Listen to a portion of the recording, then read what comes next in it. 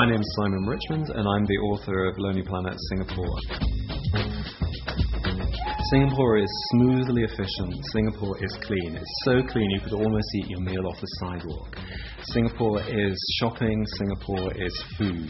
Above all else, it's food. This is the premier eating destination in Southeast Asia.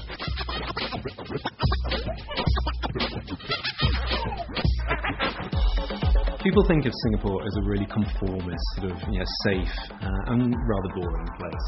But actually, my experience of it has been completely different.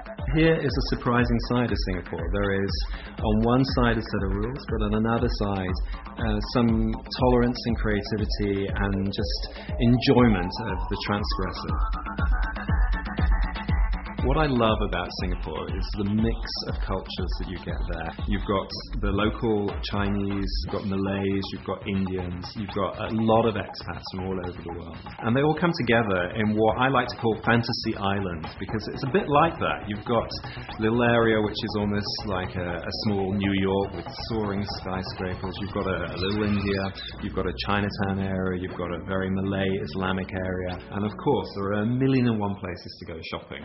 Bring your credit card. In fact, bring 2 of them.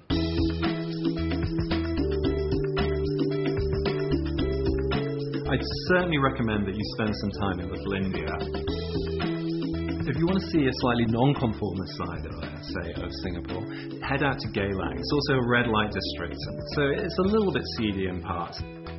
A lot of couples come out here to cheap hotels and, get on with what couples do in the privacy of a cheap hotel room.